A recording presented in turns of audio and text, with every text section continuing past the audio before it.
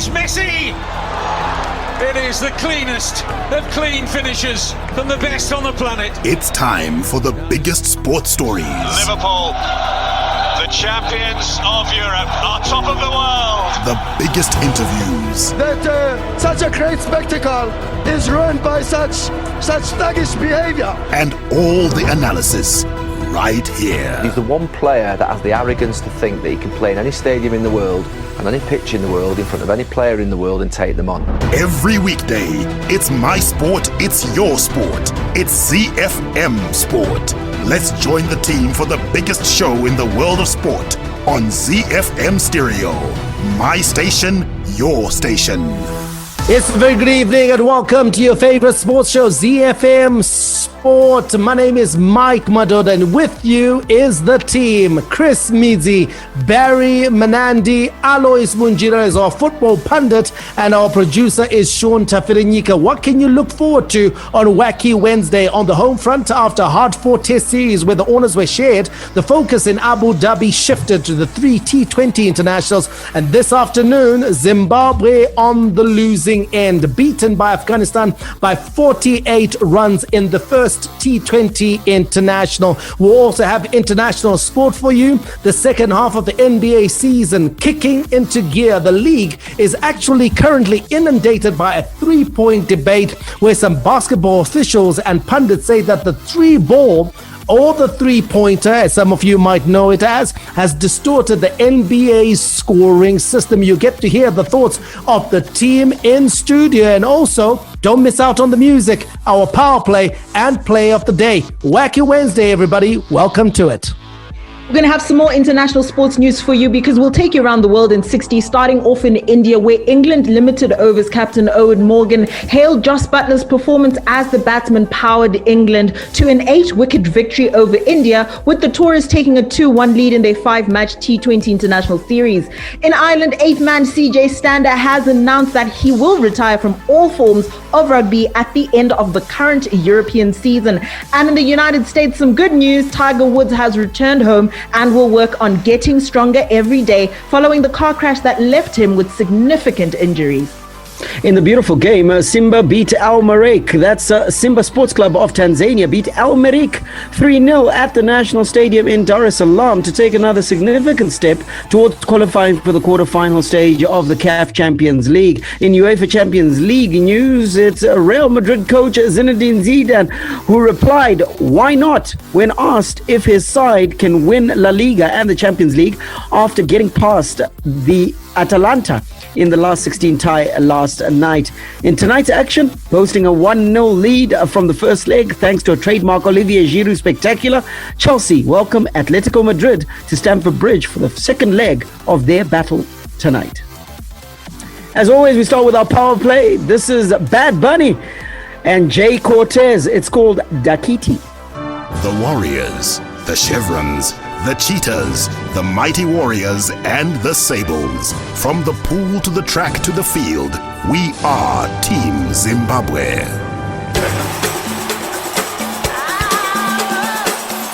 The Home Front. Local sports news and analysis. Don't forget, we love to talk about our sport right here on ZiFM Sport, and we want to have that conversation with you, whether it's anything local or international. Sport is our game. Take advantage of Facebook and Twitter.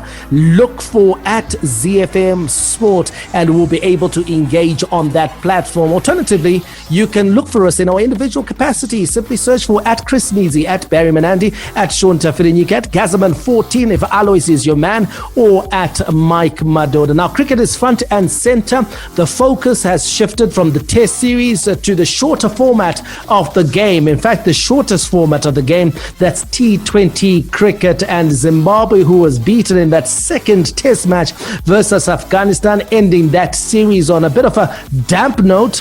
haven't picked it up because we've lost the first T20 international by 48 runs out in Abu Dhabi. Zimbabwe winning the toss and electing to field a decision which came back to haunt the Chevrons as Afghanistan piled on 198 runs for the loss of just 4 wickets in their allotted 20 overs. In response, the Chevrons were restricted to 150 for 7. Let's take a look at that scorecard. Afghanistan put into bat, making 198 for 5. Rahmanullah Gubas, an 87. Askar Afghan, he's been good with the bat, even in the test matches. He made 55. And Blessing Muzaraban, pick of our bowlers, 2 for 38. Zimbabwe in reply, 150 for 7.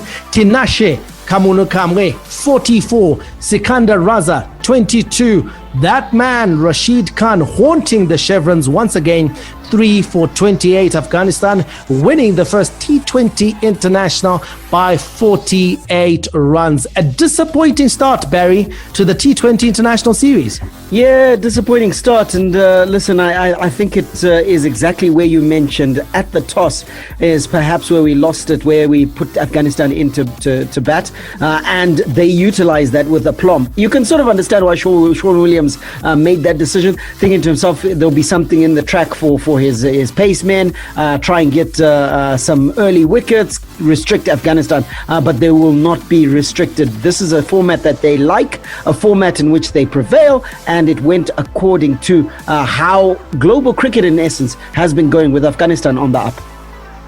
Chris, Barry is talking about Sean Williams perhaps thinking there was something in there for his bowlers. But if we go on the experience of the just ended test match, where winning the toss and batting first was critical, then you're left with all sorts of questions as to how, having won the toss, he elected to put Afghanistan to bat first. Surely you'd have wanted to use that deck first.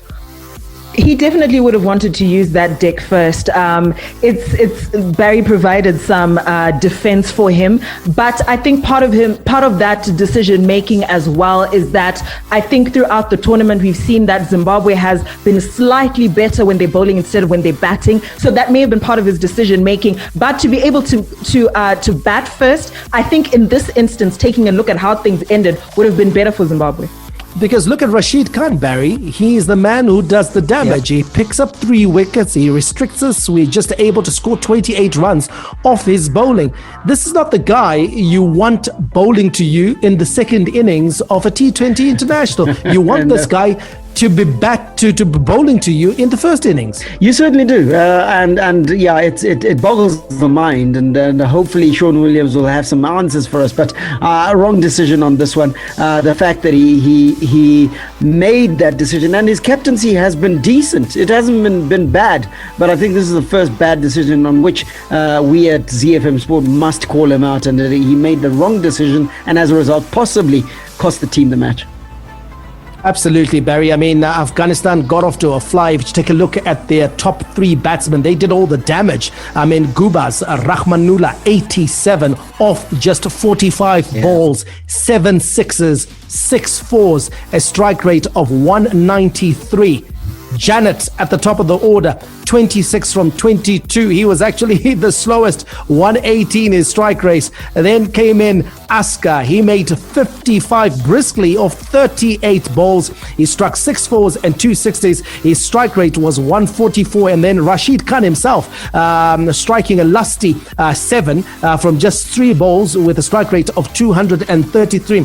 On the flip side, Chris, when you take a look at the Zimbabwe innings, you've got the likes of Kamunukamwe. He made 44 from 37 balls. Musakanda 18, Williams 22, Raza 22. Those are top 4 batsmen. So they all had starts, but none of them managed to convert and come up with a big score. Yeah, none of them managed to convert and come up with a big score and come up with a big score quickly, which is what we'd like to see, especially if you're coming in to bat second. So it's... we would have liked to see more from Zimbabwe, but I think we said this in the first test as well, that we want to see bigger scores from our batsmen, and that's not happening. I'm going to stay with you, Chris. Wesley Madere, this time he comes in to bat at number 7. He was batting at number 4 in the test matches. Well, he didn't do much better. The thing that he did do, though, was face 4 balls, but he made just 2 runs. He's been good in the shorter formats for Zimbabwe. We saw how good he can be when the Chevrons played Pakistan.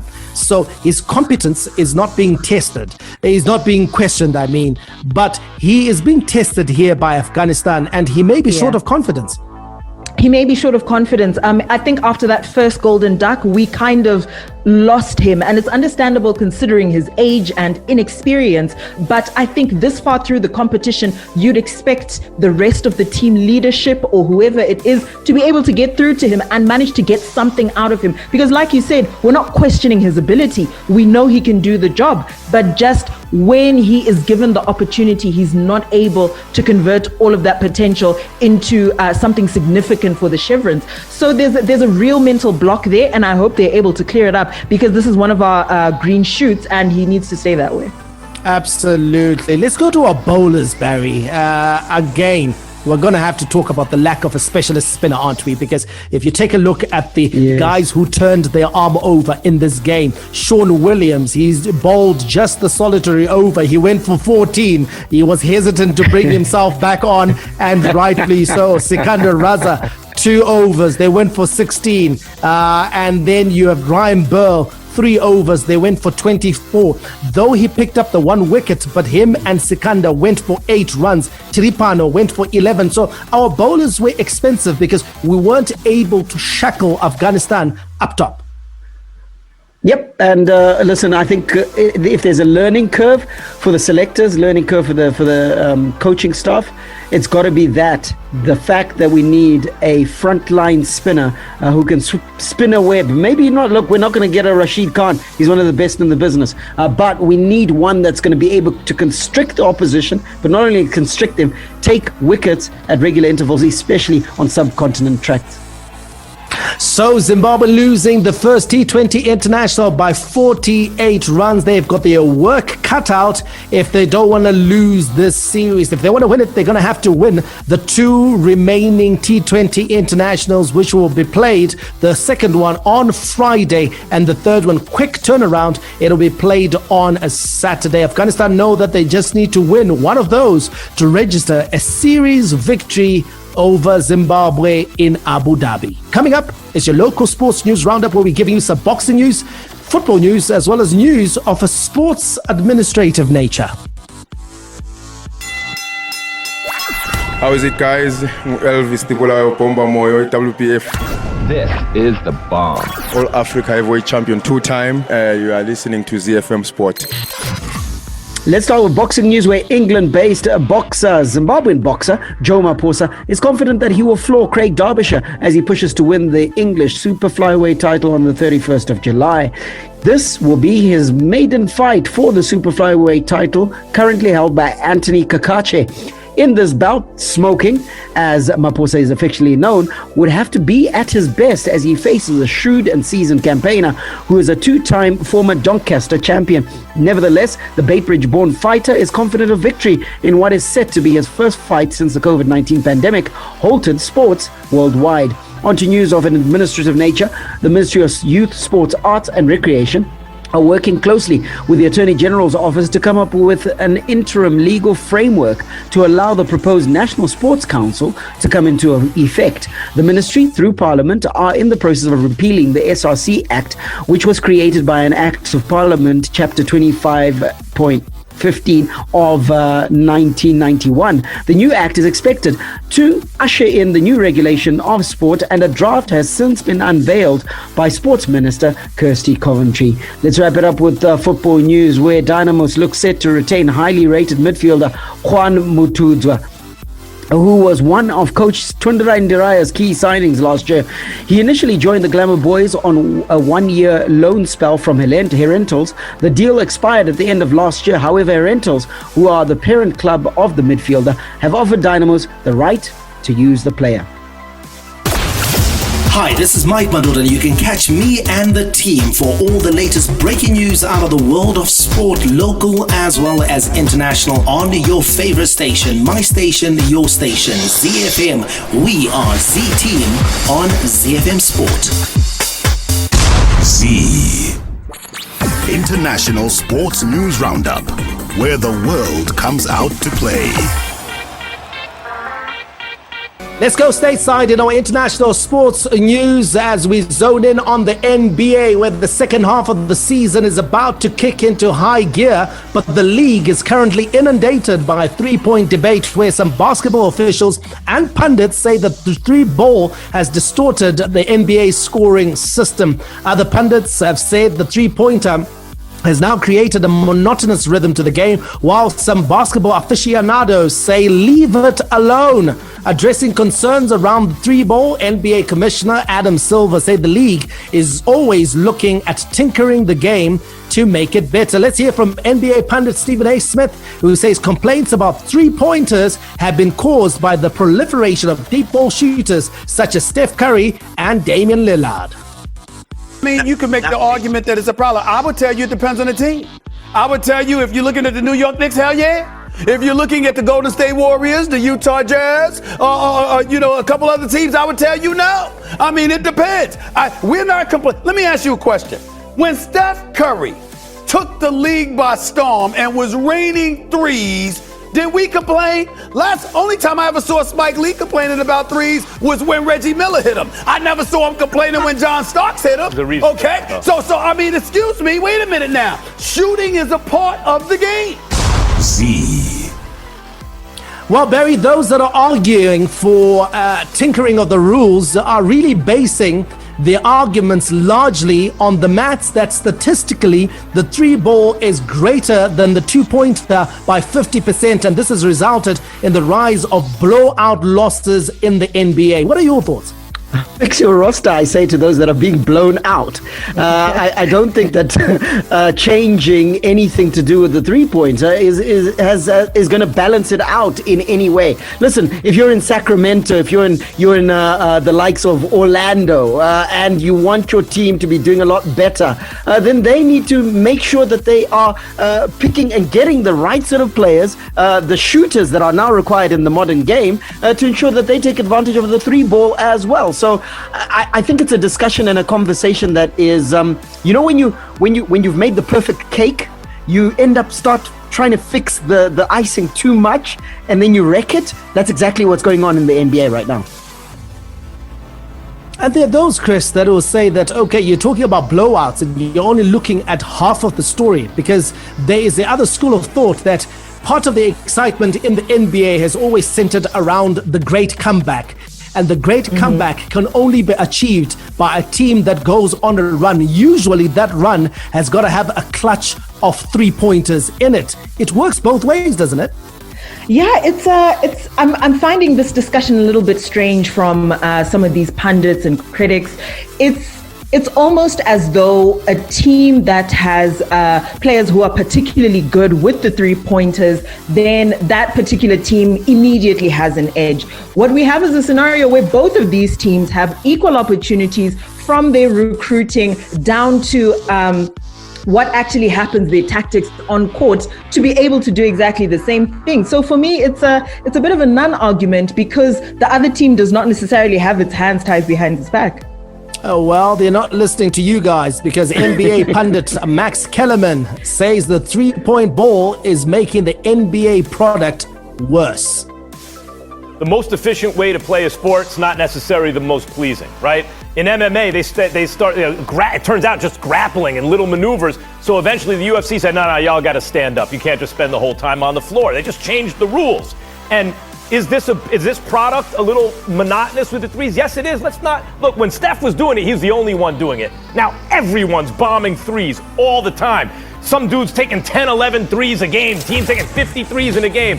It's making the product worse. There are ways to tinker with it, so other shots are also worth an extra point or have extra value, so that you get the kind of game you want to see. I don't love this with just 3-3-3-3-3. That's not the basketball I grew up with. Z. Now, we talked about Steph Curry, Barry, and he is arguably, and I think without doubt, the best and the greatest shooter the game has ever seen.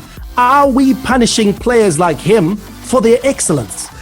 We are, and proof of that. Listen, two-time king of the three-point shooting game at the All-Star Weekend. This past a few weekends ago, he clocked it again, managed to take it. So he's arguably the best in the game in terms of shooting from the field. And my inclination is that because they don't like Steph, because they don't like the fact of how good he is, they want to punish it. And in truth, we should encourage it.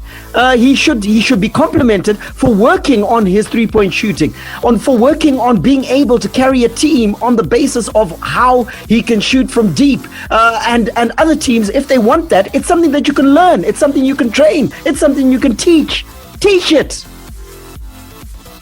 Yeah, and it also goes down to recruitment, doesn't it, Chris? Because basketball can be broken down into different segments. You can compartmentalize players into different positions with different attributes. You've got your big men, you've got your small forwards, you've got your shooting guards like Steph Curry. And so it goes down to how you build your team, how the front office builds the team, who you recruit out of college, who you sign from other teams, and what sort of team you want to build. What do you want to build their game on? Do you want a shooting team? Do you want a big physical team? What do you want?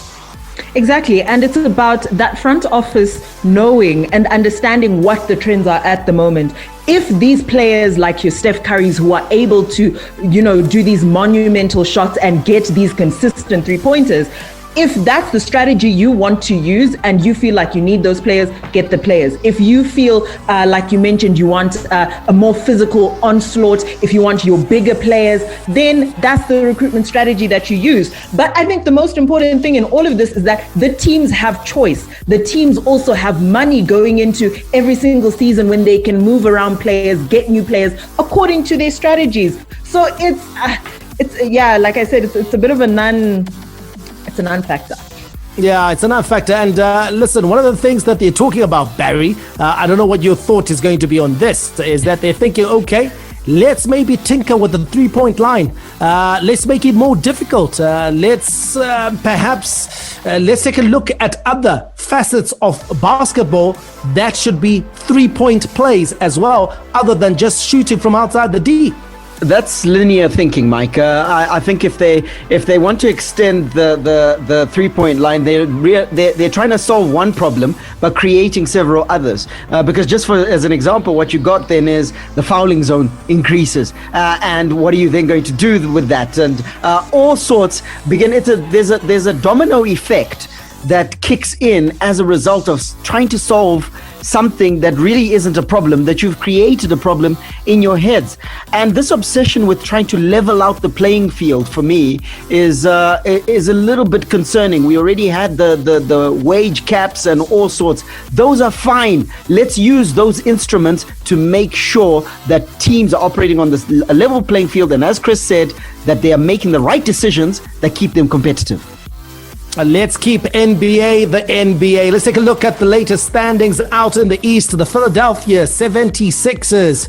They're missing the services of big man Embiid for the next couple of weeks, but they still lead the way out East, followed by the Brooklyn Nets with all their firepower. They're in second place. The Milwaukee Bucks, they are in third. Miami Heat are up to fourth with Charlotte in fifth. Let's head out west, where the Utah Jazz continue to lead the way, followed by the Phoenix Suns. Surprise, surprise. Here's a team that not many people would have backed to be in second place at this stage of the season, but they are. The defending champions, the Lakers, are in third, the Clippers are in fourth, and the Denver Nuggets are in fifth place. Upcoming key games, the Brooklyn Nets head to Indianapolis to take on the Pacers. The Milwaukee Bucks are at the Philadelphia 76ers. Golden State Warriors, they head out to Texas to take on the Houston Rockets, whilst the LA Clippers are at the Dallas Mavericks. Hi, my name is Zugba Amute, Los Angeles Clippers small forward, and you're listening to ZiFM Sport. A Around the world in 60 seconds. International sports news. We take off in India, where England limited overs captain Eoin Morgan hailed Jos Buttler's performance as the batsman powered England to an 8-wicket victory over India, with the Tories taking a 2-1 lead in their 5-match T20 international series. India captain Virat Kohli had a 77-run blitz, which revived India after a poor start and saw them to 156 for 6 in Ahmedabad, but Buttler carried his bat through the run chase to score 83 not out, smashing 4 sixes and 5 fours to guide England to 158 for 2 with 10 balls to spare. We'll head over to Ireland, where 8th man CJ Stander has announced that he will retire from all forms of rugby at the end of the current European season. The 30-year-old had just made his 50th appearance for Ireland against Scotland in the Six Nations this past weekend. He cited family reasons as the main driver behind the decision. All professional sports people are told you will know when the time is right to hang up your boots. It's an sentiment one cannot fully comprehend until that day arrives. For me, that time has come, he said. And we'll touch down in the United States, where Tiger Woods has returned home and will work on getting stronger every day following the car crash that left him with significant injuries. The American needed surgery after suffering a fractured leg and shattered ankle in the crash. Last night, Woods tweeted, "Happy to report that I'm back home, continuing my recovery." Hi, my name is Rudoni Shamba, my Toria's super striker. You're listening to ZiFM Sports. The big leagues, the big teams, the big players. The beautiful game on ZiFM Sport. Oh, charity begins at home, so we start on the continent, where Simba beat Al Merreikh 3-0 at the National Stadium in Dar es Salaam to take another significant step towards qualifying for the quarter-final stage of the CAF Champions League. Victory keeps the Tanzanian Giants 3 points clear of defending champions Al Ahly in Group A, with the Egyptian club having dispatched AS Vita Club by the same scoreline in Kinshasa. Alois Bunjira, Simba Sports Club, who would have thought, having seen them play FC Platinum here in Harare, seen them play FC Platinum away, we thought they would be dispatched and it would be a great adventure for them, but certainly not get out of the group stages. They're topping Group A. Yeah, it's actually quite surprising, because when they beat FC Platinum via COVID, I think they beat FC Platinum via COVID, and we thought that, they did something that is shameful and they're going to get booted. We actually thought that they were going to disgrace in that group. Yes. We thought they were going to go rock bottom in that group, probably 0 points. But they are doing quite well. We might, COVID aside, they are also playing away games, remember. So they're actually gaining points away from home as well. So they're doing well so far, and I think they've actually surprised many. They are playing good football. Sometimes, let's be honest, even when they played against FC Platinum amid the COVID situation, towards the last 15-20 minutes, we actually saw them playing very good football. They've got very good players. Some of the players from Zambia, and they've got quite some players that can play a bit. So it might be surprising, but then when you look back and see how they fared in Tanzania, so Tanzania league is getting stronger, and you can actually see that at least they are not as bad as we thought. Probably we were just angry because they were beaten FC Platinum, but they are not as bad as we thought they were. The one person who probably isn't surprised how well Simba is doing is Norman Mapeza. I remember speaking, Barry, to Norman Mapeza after he came back from Tanzania, and he was saying that Simba is actually a very good footballing team. He was actually impressed, and we actually said, what do you mean they're a good footballing side? And he said that they were actually a tight, compact unit. And so perhaps it shouldn't be surprising that they've gone this far. And this might also be something that might lead FC Platinum to sort of like look back almost in anger at the missed opportunity. This could have been the season where FC Platinum, had they played their cards right, had they had the right approach, especially in the home encounter versus Simba, that they would have actually perhaps made the quarterfinals, because Simba are on the cusp of what would be an incredible achievement. So based on the compliments by Mapeza of Simba Sports Club, they have played true to form. Yes, certainly it's a point of anguish for FC Platinum that they weren't able to make a dent in this competition, or in the edition where they played a team that they thought they were better than, and that team is top of its group, and a very tough group with Al Ahly, AS Vita Club and Al Merreikh. Obviously, those issues with COVID are always going to hang over their heads. Yesterday, 8 Al Merreikh players testing positive before the game, an hour before the game to be specific, Chris. 8 players testing positive an hour before the game, and it's the issue here with Simba is that this is almost a consistent story. We know that if a team from the continent goes across to Simba, there's going to be some sort of case of an influx in terms of those COVID cases that's going to happen, and it puts a dent on their overall campaign, because now we don't know if they necessarily pass through this tough group because they're an incredible team, or is it because they managed to make some tweaks and take advantage of the COVID situation? So it's a tricky scenario, but hopefully if they do make it through the group, it won't put a complete stain on their performance. Yeah, we hope that it doesn't put a stain on their performance, especially if they go deep in this competition. As we said earlier, they are top of Group A. They've got 10 points. They just need a draw in their next game against AS Vita Club to qualify for the next round. Al Ahly is in second with 7 points, and then AS Vita Club is in third with 4 points. Al Merreikh at the bottom of Group A. In Group B, Mamelodi Sundowns beating TP Mazembe at home yesterday 1-0, meaning that they've qualified for the next round of the competition. Alois, your former club, champagne must be for free in Klookop. Yeah, Cabo Yellow. You know, this is the success that they've tested before, albeit under Pitso Mosimane. But these guys, they've got Manova, who was there before. Niti, you know, he was there before. He knows how to maneuver around this. You know, he was a part of Mosimane's technical department as well. So I think they know what it is, what it means, you know, to how to navigate around Africa. And I'm happy that they're doing well. They actually are finding success in Africa. And with Patrice Motsepe being elevated to being the CAF president, I think it's fitting. It's actually fitting for them to actually win this for Patrice Motsepe, you know, honoring him for what he has done, because he is the man who actually brought success, you know, to Sundowns winning the Champions League as well. So I think it's fitting for them to do well, and they're doing it in style. You know what they say about Cabo Yellow? Style. Yeah, Cabo Yellow. They are on top of Group B.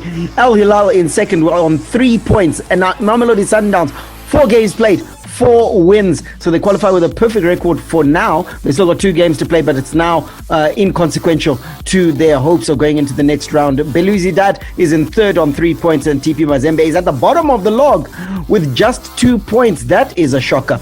Petro Luanda, that's a Group C. Petro Luanda drawing with Kaizer Chiefs yesterday, 0-0. Horoya 0-0 with Wydad Casablanca, meaning that Wydad is on top of that group, 10 points. Horoya in second on 5. Kaizer Chiefs on 5 as well. Petro Luanda at the bottom with 1 point. In Group D, it's ES Tunis on 10 points at the top of that group. MC Alger is in second with 8. Zamalek is in third on 2 points, and Tangeth is in last place with 1 point. The reason I'm rushing is because, Mike, I want to get your thoughts about what CAF announced, that they said they are now wanting to level the playing field and no fans in stadium anyway, including Tanzania.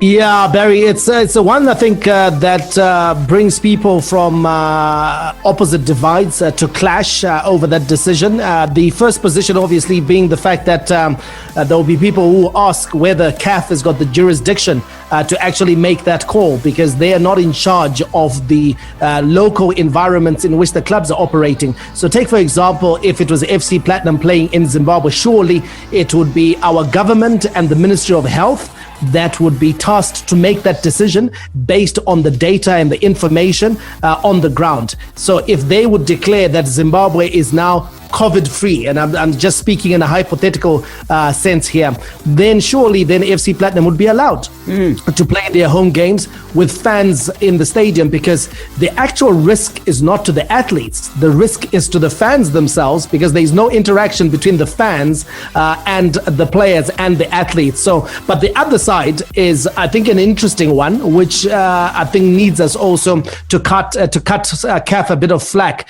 which is they're talking about a level playing field. making sure that no team has got an advantage or no team is playing in an environment that the other teams are unable to create. So all teams should play without fans just to create a level playing field. Yeah, Mike, I think there when you talk about the level playing field, I think it's actually absolutely right, because this is what I heard Patrice Motsepe and the new executive, they were talking about it. And the other issue that we haven't talked about is that sometimes, you know, this is the COVID era. When there is fans, a big crowd, there might be fans that are unruly, you know, fans that misbehave, and it's actually it's not safe for the other team. You know, fans can just have a very bad day, their team loses, and they can just jump onto the field and they can do anything, they can do whatever. So I actually think that is actually another safety precaution that they are talking about, that, you know what, in this era with COVID and everything, fans can be unruly, they can break the rules, they can jump, they can attack players, they can do whatever they can. So they are also trying to make the playing field level, and at the same time protecting the players. The Patrice Motsepe administration already making some big calls, and we like that, because when you're decisive, we hope that going forward it's going to bode well. The CAF Champions League is underway, as well as the Confederations Cup, the second tier of African football. But I think the surprise package of both competitions has got to be Simba Sports Club. They're topping a very tough group and likely to make it into the knockout stages.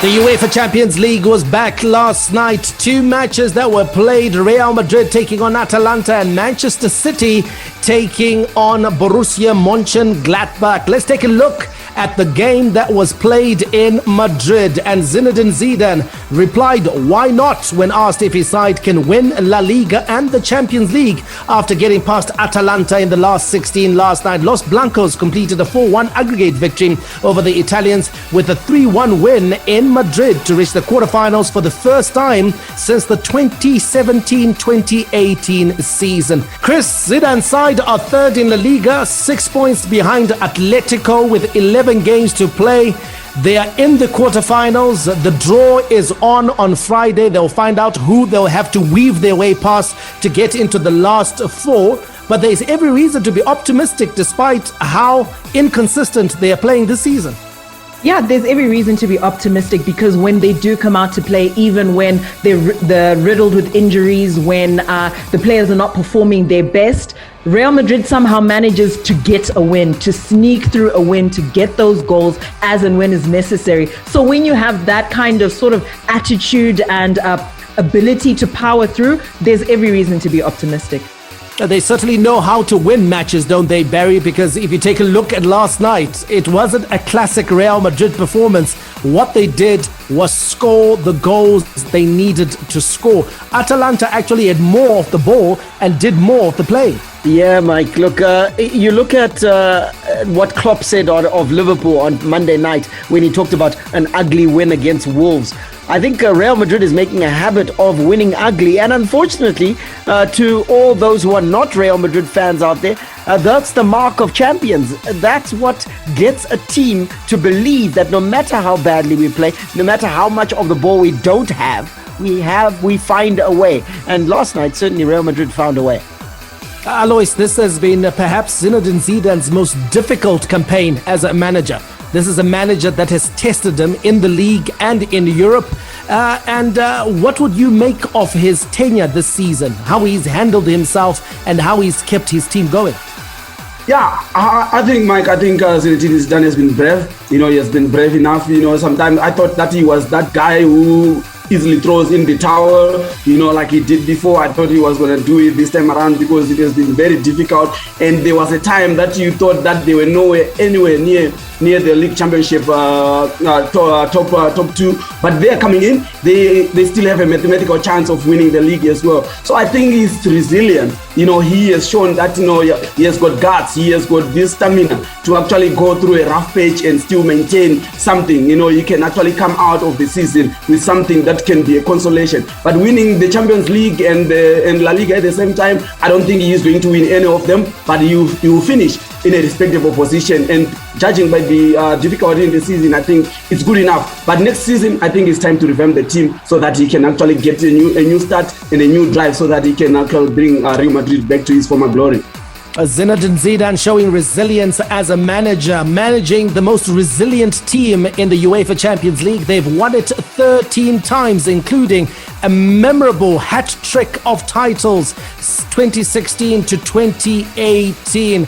And of course, they will be looking to add one to that. Another team which is looking good and looking not to add anything, but to actually get their journey going in Europe is Manchester City, managed by Pep Guardiola. And he believes that the scars of previous Champions League failures will not be an issue for his Manchester City team after they sealed a return to the quarterfinals. Superb first half goals from Ilkay Gundogan and Kevin De Bruyne gave the Premier League leaders a 2-0 win over Mönchengladbach in Budapest, closing out a comprehensive 4-0 aggregate win. They're looking good, aren't they, Barry? Fantastic, and they're lovely to watch. I love watching Manchester City because Pep Guardiola now doesn't necessarily have one way to play.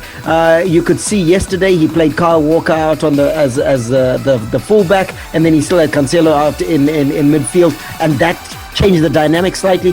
But same result, same effect. A W.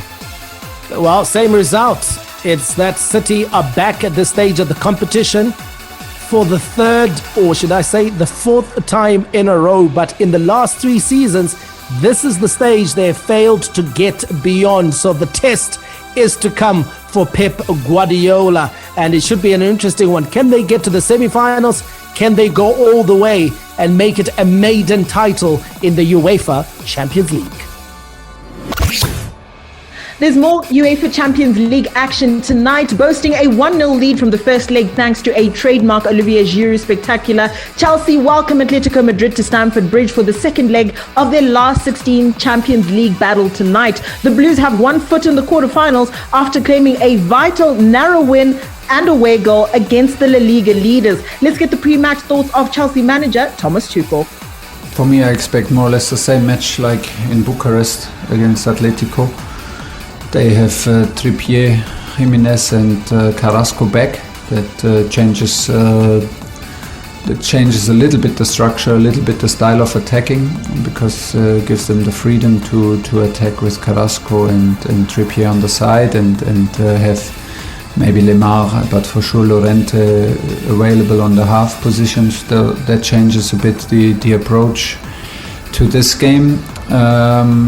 But in general, I expect more or less the same. A team which is hard to play against, a team which is hard to find spaces behind the lines and behind the last lines, and for sure super hard to create chances. Alois, they came out with a 1-0 away win, important goal for Chelsea, but there's still a lot of work to do here, considering the foe that is Atletico Madrid.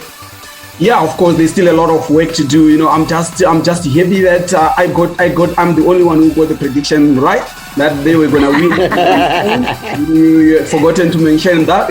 Yeah, they beat Atletico Madrid in Spain, and I have that feeling, and I still have that feeling that there is just a wind, a positive wind around Thomas Tuchel at the moment at Chelsea, that they're going to do well.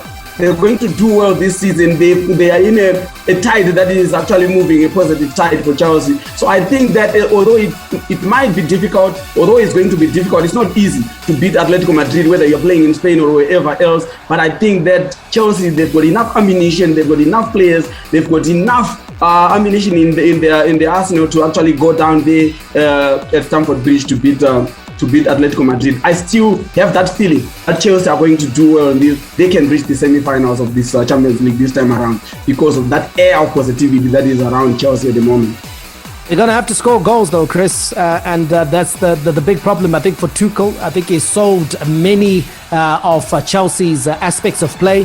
Defensively, they're rock solid. If you take a look at Andreas Christensen, Antonio Rudiger, Cesar Azpilicueta, they are forming that defensive bedrock that any good side needs.